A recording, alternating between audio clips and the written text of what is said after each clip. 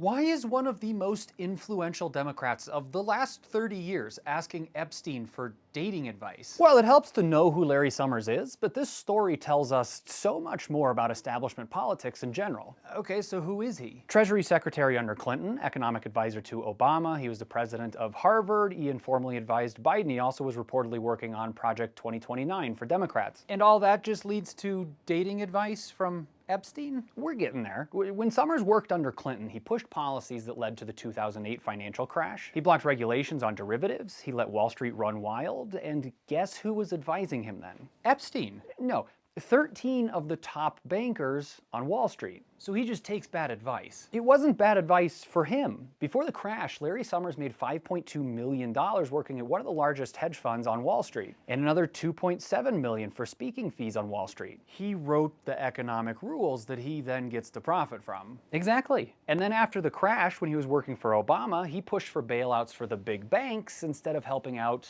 everyday people. Why are we still listening to him? That is the question, because meanwhile we're seeing wildly popular figures like Zoran Mamdani or Lina Khan represent a new wing of the party.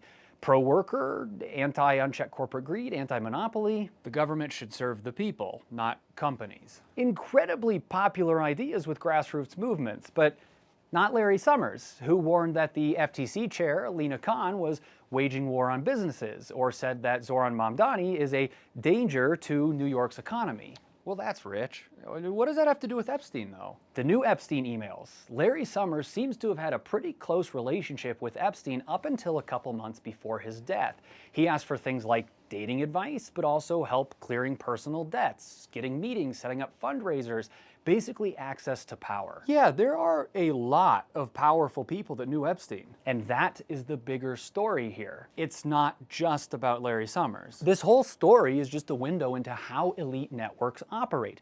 Powerful people orbit powerful people, even when they shouldn't. That's how they protect themselves. That's why we get establishment politicians who are so at odds with wildly popular grassroots movements led by people like Mamdani, who are just fighting for working class people. People like Larry Summers built enough influence that their worldview is still shaping the Democratic Party. That influence was created by building relationships with people in power, like Epstein. Some of those people are still in power.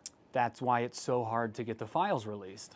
Exactly. So the question here isn't why do people in power keep getting caught up with Epstein? The question is, how long can a party keep claiming to be pro-working class when they let the people who built the problem keep running the show?